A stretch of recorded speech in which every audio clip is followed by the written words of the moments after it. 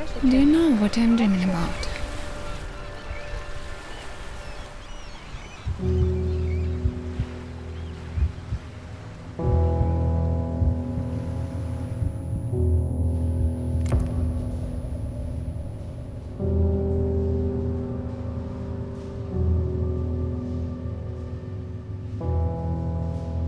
February 23rd was the usual day. I woke up, my morning started with a devotional practice, I made breakfast and went to work. My way to work is through the Primorsky Boulevard. This road takes me about 3 kilometers. I looked at the sea. The sea was so quiet. Well, it was amazingly quiet sea. I was late, but I thought that I couldn't fail to stop. I couldn't fail to greet. It was a foggy day, but the sea was so quiet and I made an Insta story. She showed me a clip, which I think is gone now. She set it to music, and it was with the Azovstal steel plant in the background, and it was along the beach at Mariupol. And there's her just walking, and this waves lapping against the sand, and her feet. And the date on it was February the 23rd. It was unbelievable what was about to happen. Мною принято решение о проведении специальной военной операции. We never know about our neighbors until something bad happens.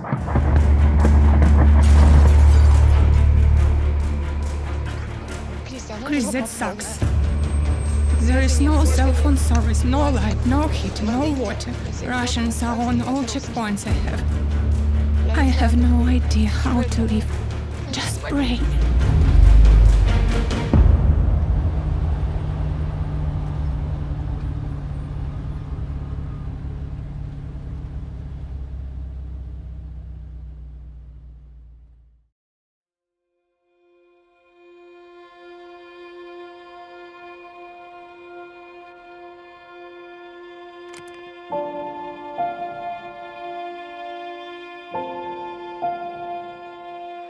I was a professional tennis player for 7 or 8 years. I was British No.1.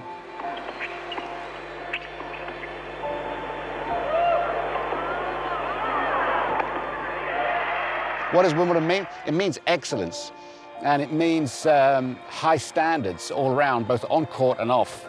And everybody maintains it. And there's something about walking through the gates here that is very, very special. And there's also something special about leaving at the end of a great day in a huge come down. Nothing tastes as good as the first sip of wine or whatever is your thing after you've had a great day here in the sunshine, really. Andrew recently presented us the tickets to Wimbledon. Can you imagine what it means to get to Wimbledon? That is, it is a change in a million, and we got there with Sofia, and it was a cool day. You know, such small events already give me feeling that this country accepted me.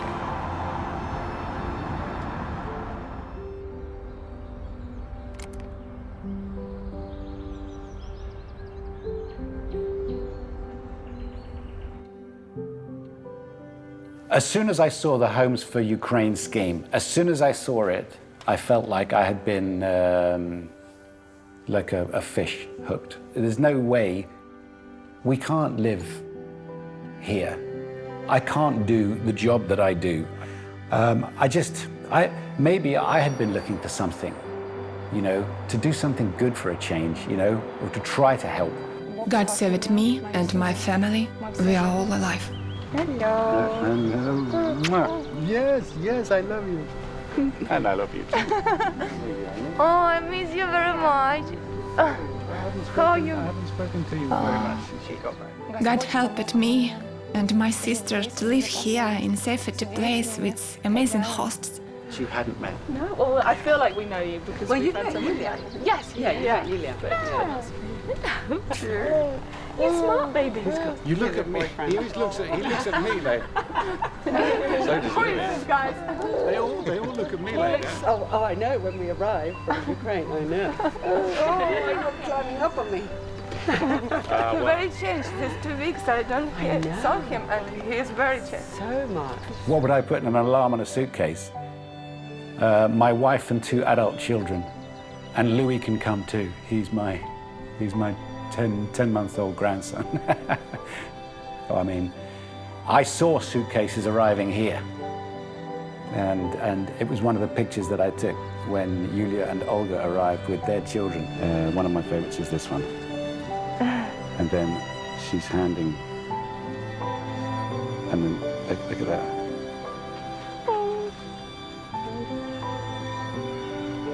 And this one is there. This is Sophia.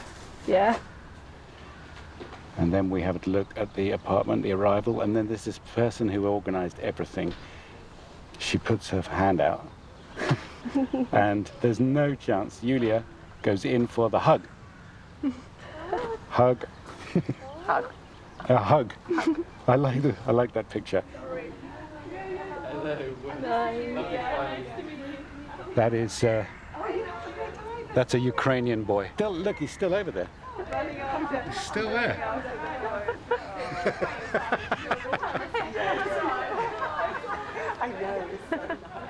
It's a very poignant moment. That's it. I'm glad they had a car to put the suitcases in, and there were no husbands in that car, and so, you know, there's nothing good could come out of this. Привет. Привет. Я тебя слышу. Скучаю за тобой очень сильно. И я за тобой очень сильно Я скучаю. люблю тебя очень сильно. Ты очень красивое хозяйство. Я скучаю по тебе. И я за вами скучаю. Все Честно. будет хорошо. Скоро от меня без висы приедет. Да, я тебя жду. И ты сама приеду. Все смачного вам. Спасибо. Скучаю. I'm Yulia Ivanova, Ukrainian, who was thinking and talking in Russian language all life, but at the same time always loved Ukraine and never dreamed about moving to any other place. I was born and grew up in Mariupol. I was completely satisfied with this city. This is a city of my power, and I do love Mariupol. Well, it is a really cool city.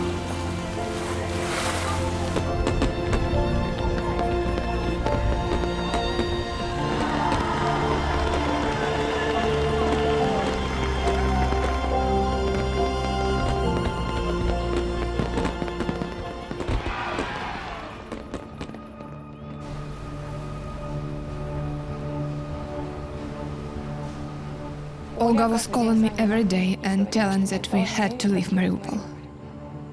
I will say honestly, we didn't have such a plan. From the first day, we were not planning to go anywhere. 2014's experience played a cruel joke.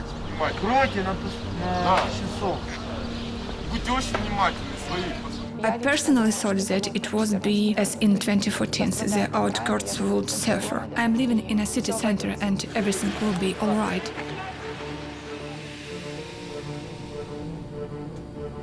The steel plant is located very close to us. It is very noisy. When the steel is melted or unloaded, the sounds are very similar.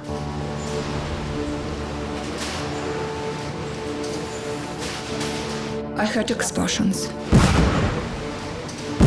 And I thought, this is war. Then I thought, no, this is the stall, I misheard. And when I took a phone and saw at 6 a.m. 16 missed calls from my Olga, my sister, I realized that it was the war. Hello dear, we're without heating, light, communications, water. I'm getting to one place in our city where cell phone service, Vodafone is working, Keystar is not. We are fully under siege. Russians are located in all checkpoints around us, so I do not know what to say to you. Hug you tightly and hold on. Right, how are you? If I am, I will read. The city was closed. It was almost immediately closed. All people who were getting in a car and leaving, they were returned. They had to come back home. There was no opportunity to leave the city. A lot of stories were spread about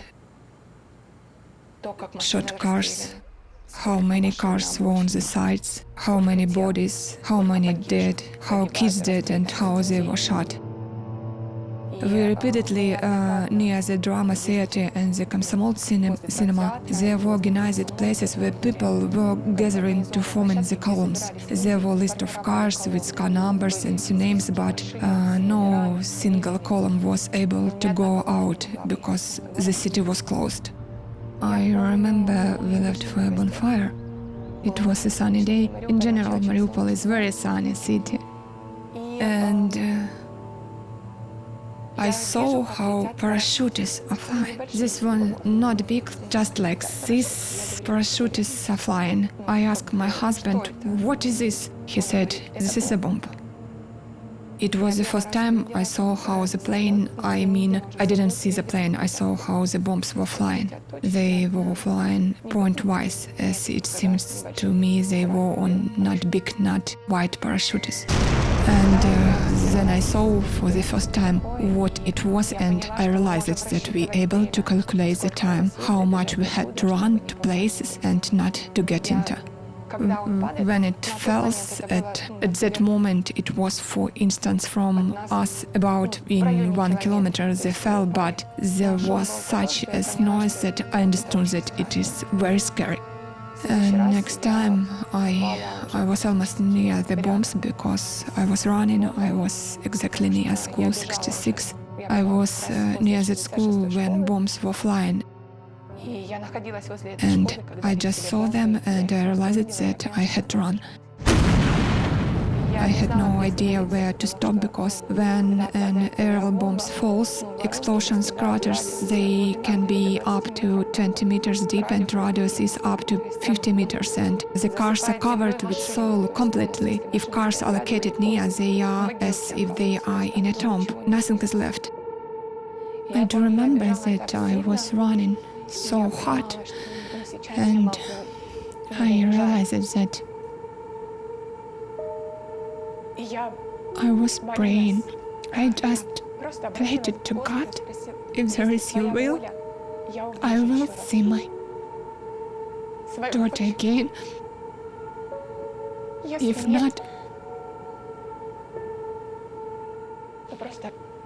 just receive my life.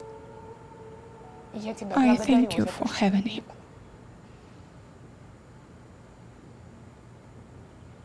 I succeed.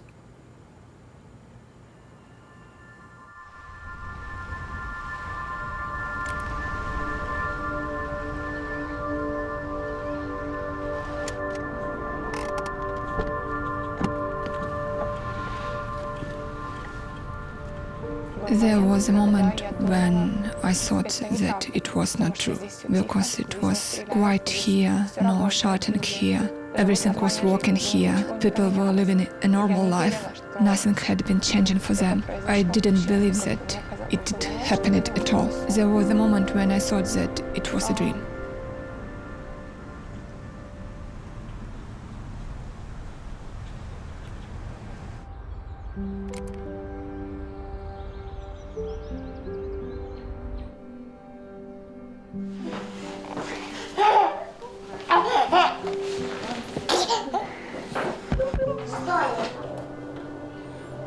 And we have the house where this is possible to keep some separation. And that's been difficult because, in a way you want to completely allow them into every aspect of your life, but that's going to put too much pressure on. They need their own thing, they've got to find their own way, and she's a very motivated woman. She's a hard-working woman, she's educated. Sophia is lovely. She is a bright, sparky, upbeat person. Будем сегодня готовить борщ. Наш любимый. Когда я первый раз приготовила Эндрю и Софии борщ, они спросили, что это? А я не знаю, борщ, он не переводится. Я говорю, это украинский суп. Они такие, почему он красный? Я такая говорю, там есть буряк, это вкусно. Но им понравилось. А это что? Укроп. Укроп. Да, укроп? Да. Я вчера вспоминала про угрозу Милякина. Я думала, что очень не хочется кукурузы с Милякиным. У нас в Оле была традиция, поскольку мы вот живем в разных городах, встречать день рождения вместе. Мы же двойняшки, как бы редко виделись. Вот. И обычно мы ездили куда-то в какую-то другую страну. Кукуруза и арбуз, это обязательно было то, что мы покупали. Милякино это под Мариуполем, ну такой маленький курортный поселок. Ну там, да, мы провели все свои студенческие годы. Ну там вообще 20 минут от Мариуполя. Там весь Донецк, весь Мариуполь проводил все свои студенческие годы. Потому что близко, шумно, песчаный берег, кукуруза. Да, и в этом году Миша так и не побывал в Милякино.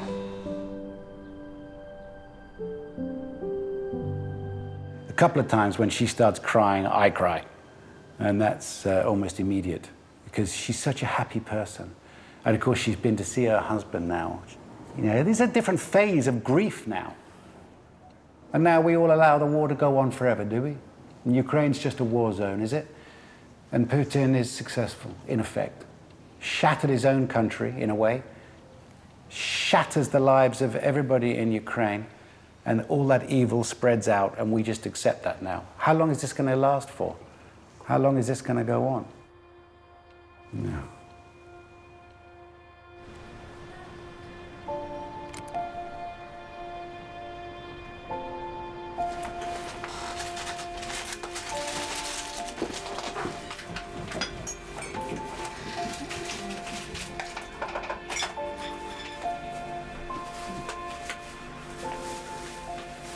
И сейчас благослови тебя, чтобы ты подняла в жизни длинную, красивую. Спасибо, чтобы ты что задумала, чтобы это был тебе первенечка. Внучки будете. Ну и я вот уже Софички. Поколение женщин. Все женщины наши, да? Мои хорошие. На работу ходишь? На Ильича хочешь? На Ильича не было. Не хочешь? А я хочу каждое утро ехать на работу, делать сторис. Классно было.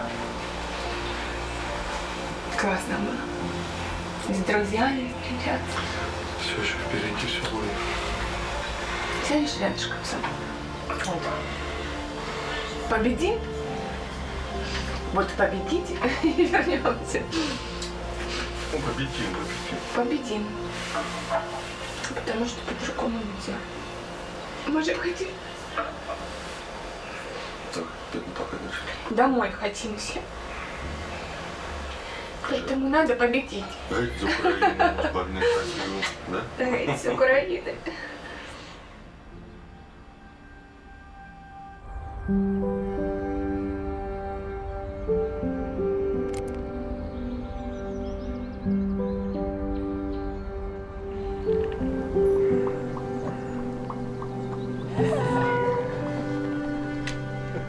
I need to put some clothes on him. He looks really hidden.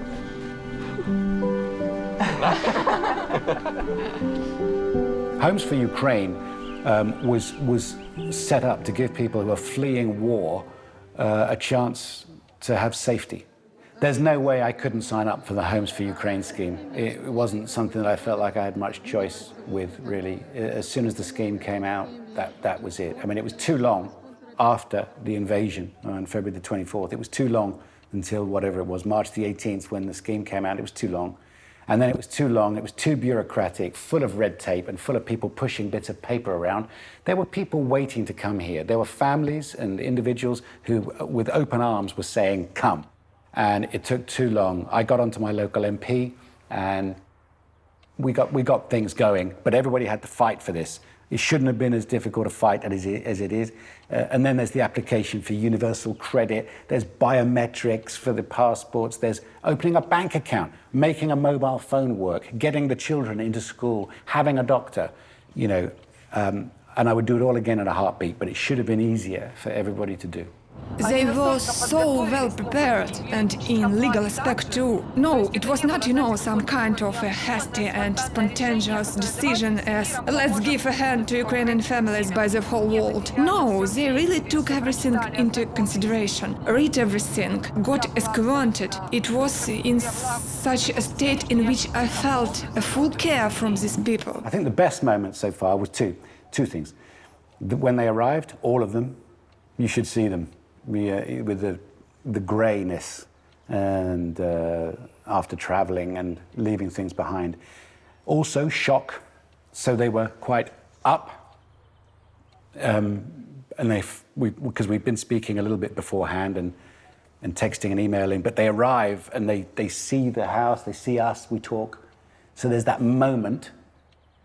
Then there's the practical side, and the best moment for me was when we got Sophia a school. No, the best moment was when they called me from the school. I was calling so many schools. They called me from the school and they said, yeah, Mr. Castle, it was very nice, call me Andrew. We would love to offer Sophia a place at our school. I mean, I was without words again. And I think I said something like, why? And then she said, because it's the right thing to do. But when I left the car, when we saw Susie first, we came to her home, the place where Olga is living. Then Andrew and Sophia come, and they were so happy. They were so happy that we arrived. They met us as a really long-awaited relatives who they really were waiting for. Well, I don't know what the problem is between any hosts and any guests, but I can tell you this: it was bound to happen. It's just bound to happen. If we have friends come to stay for more than 2 days, it's too much. Hosts are like cheese; they go off after 2 days. Goodbye. So if you do take people into your lives, into your home, you're making a big commitment. Now, if you've got a small house, maybe your own children, a husband or wife to deal with, and then you add other people who come from a place of war, who are grieving, who are upset themselves, maybe angry, you don't even know them, and you have to eat with them, and then you've got your own kids reacting to them, and then listen, this is complicated. This is not to be undertaken lightly, but this house suits it, and it was the right time in our lives. I wouldn't have done it otherwise. Я легла спать абсолютно спокойная за то, в каком месте, в каком окружении я завтра проснусь. Can I be honest with you? What I really want? I know this is kind of weird, but the little girl Sophia, who's with us, who's without her father now, and Yulia without her husband, I would love to see her grow up happy and safe, and one day find somebody and start her own family.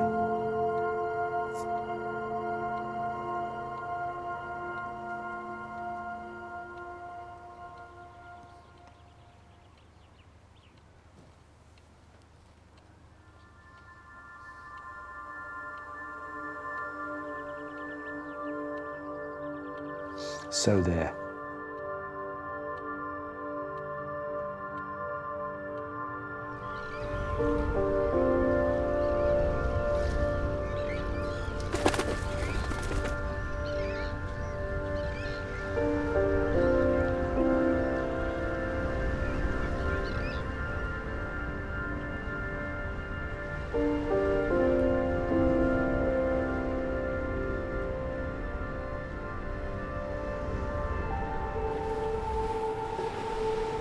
I did not see how people were dying. Probably God saved me from this. I saw already dead people. I saw this. It was scary for the kids who saw it.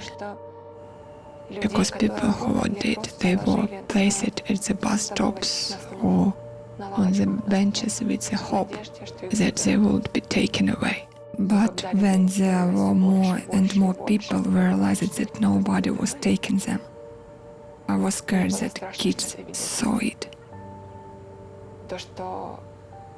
Graves were formed on a sandpit place. As you just went out and wore a punch used to be, there was a grave. I was scared of this, that my kids saw it. Ну все сгорело. Господи, что творится-то? Больно очень. Грустно, что это именно, что вообще с Украиной это происходит, с моим городом родным. Вот.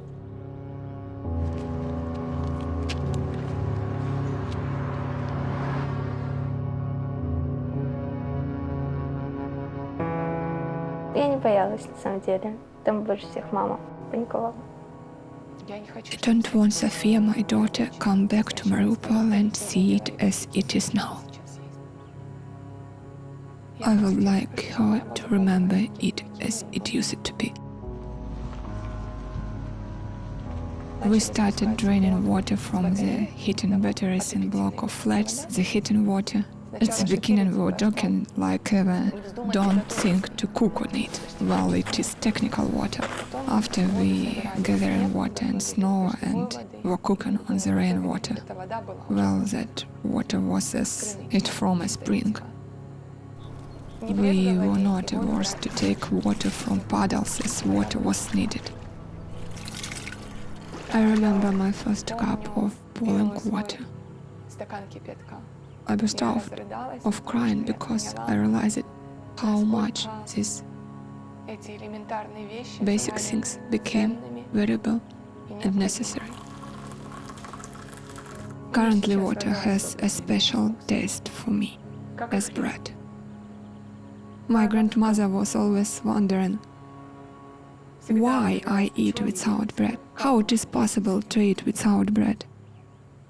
No, I cannot eat without bread. I do love bread. I have no idea how it worked in the subconscious.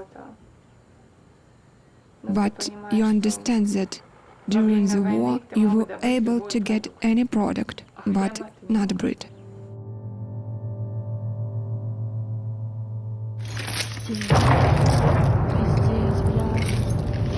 Попала вон туда. Здесь он это. Да, вон попала сюда, в дом. Тихо.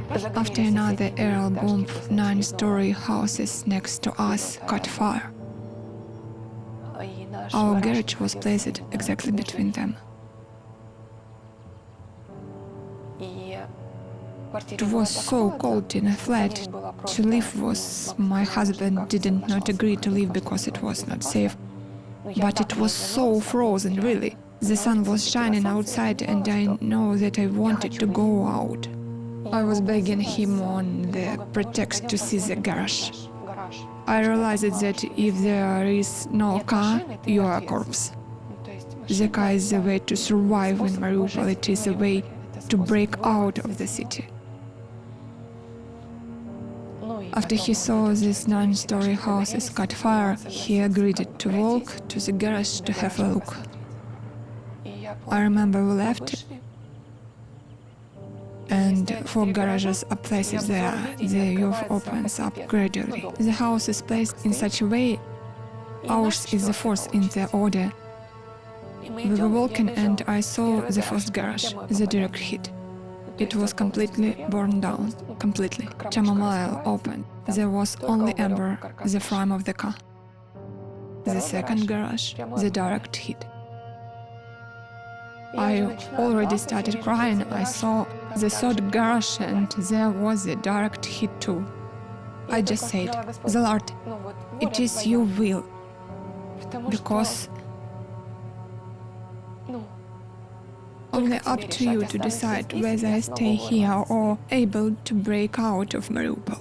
We went further and the view was opened and our garage was unharmed. We opened it and our car was completely intact. And I started beginning. I said, we have to save it, to save the car, because the car was our lives.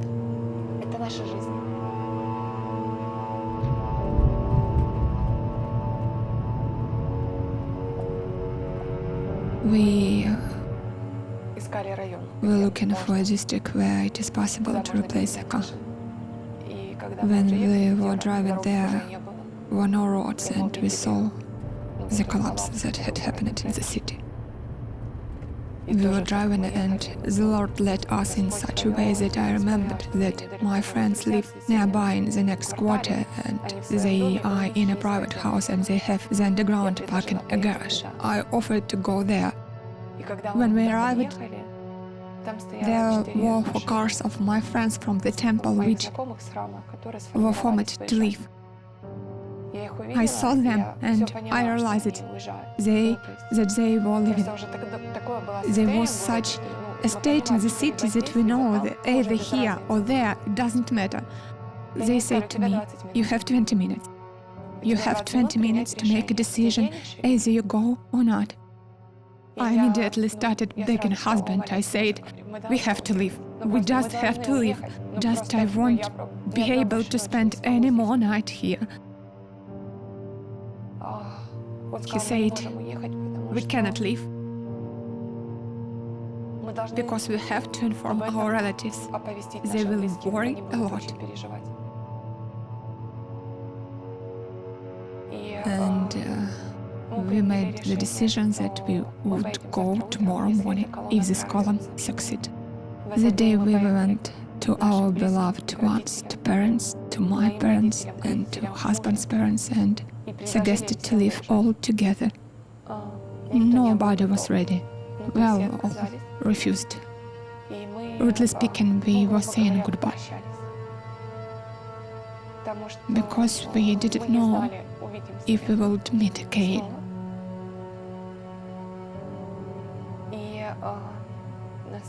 Next morning, we got the message that the column had succeeded. 6 a.m., 5 cars were fully packed with people, and there was almost no space for things.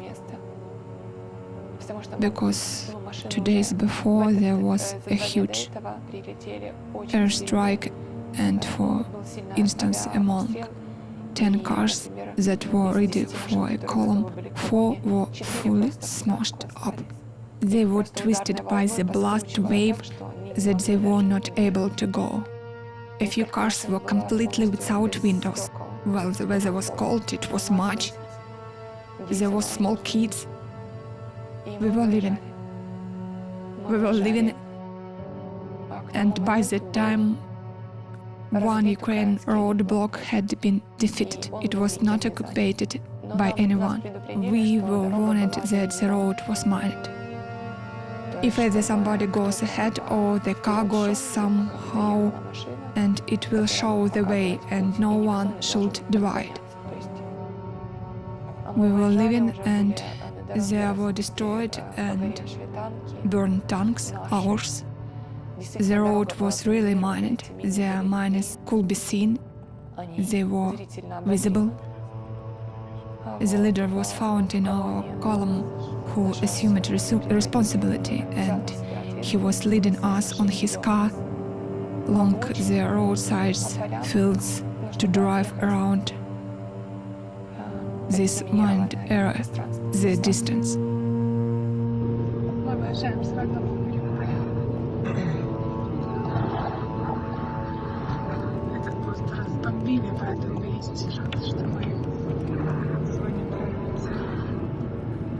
Самоорганизованная колонна в таком регионе.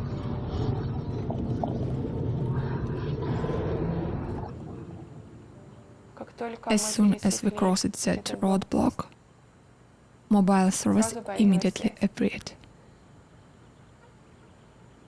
It was my first question, like, why here is service and literally there is nothing in the city?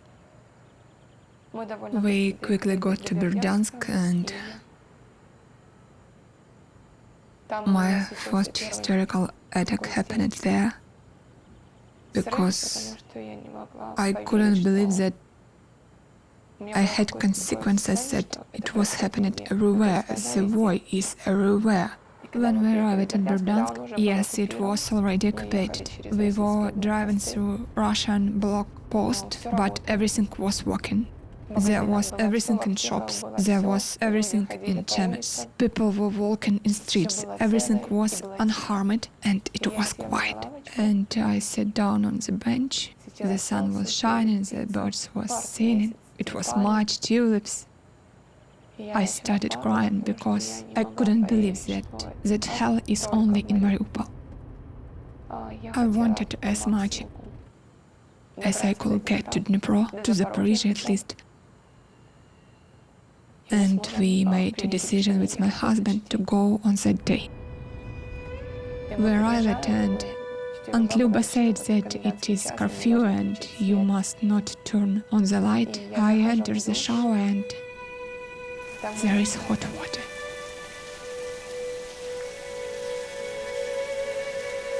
I was standing and crying because I realized that I have got an opportunity to have a shower. Because in Mariupol there was a half glass of water per day to brush teeth and wash face, somehow to wash body, feet and somehow to wash away. I had to make myself leave the shower because the water head is for 50 liters and I have a husband and daughter. This warm water, this relationship with water, you know. I left and I said, just cried because I had an opportunity just to wash. She said to me, shall I make you some tea? I said, no, I want some boiled water. I want some hot water. She poured me hot water. That water had no smell. You know, it was the first time when I realized that the value of water that has no smell. Understand that in fact for happiness you need just hot water in a shower, the glass of water in the kitchen and clean, soft bed linen.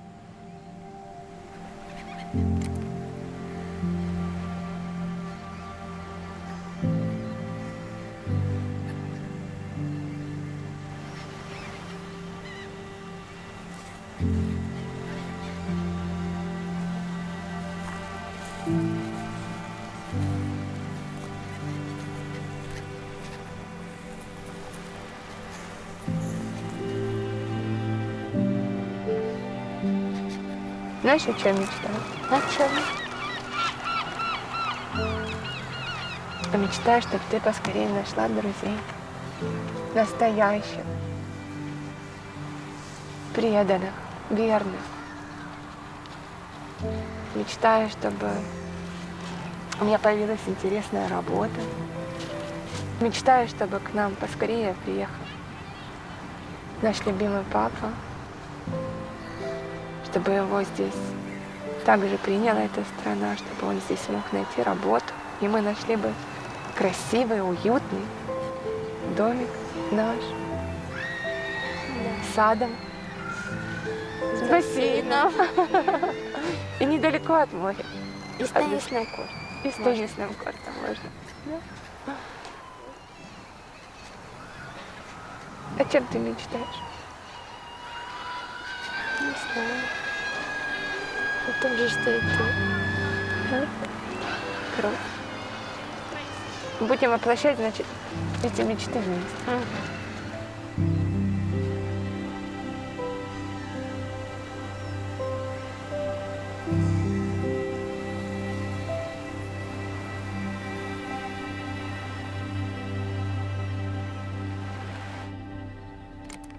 С собой в дорогу взяла. Бабушка еще. Бабушка на улице. А зачем они тебя в дороге? Потому что жарко было. Як?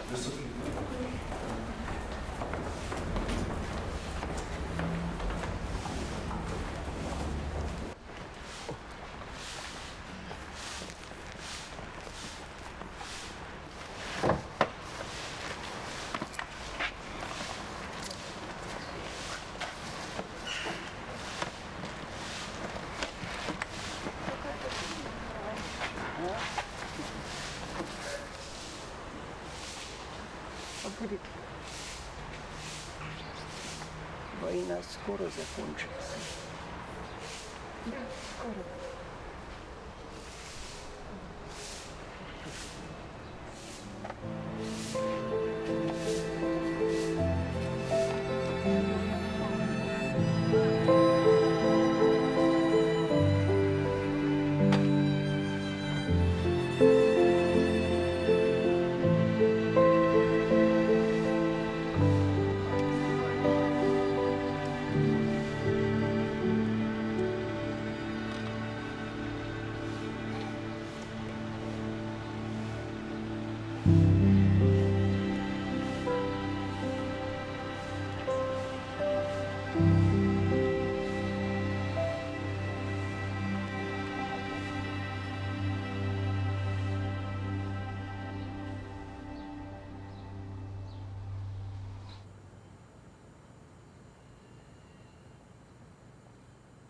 Sometimes I want to believe that it is a dream. When you are on journey, you always have a ticket back. You know that you are back in a specific day. It is so hard for me to understand that I have not opportunity even to plan my return. My life is over in Mariupol. I realize this. It does not exist as a city, and I just have to say goodbye to the place where I will live.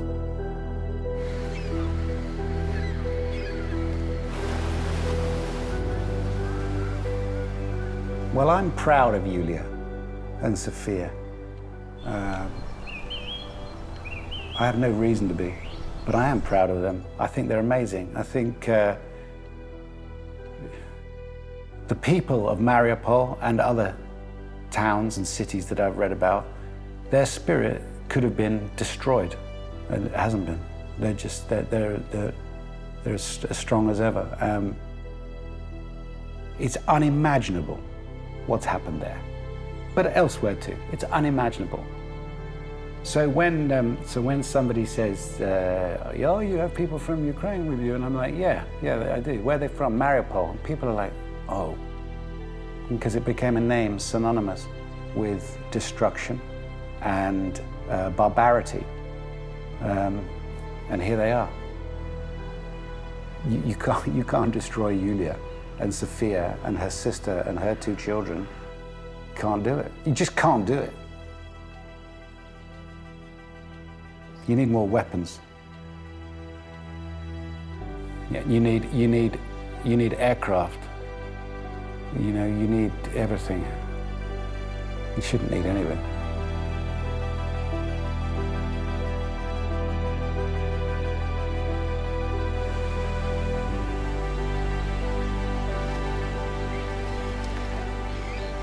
I have not set an alarm clock since Mariupol.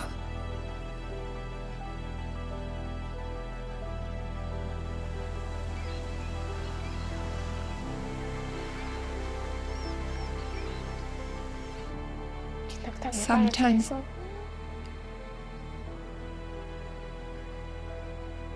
that if it works, I will wake up.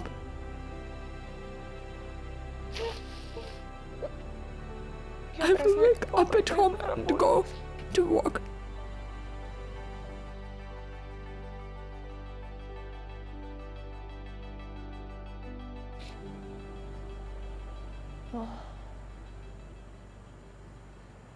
I have not been late yet. I want to wake up at home.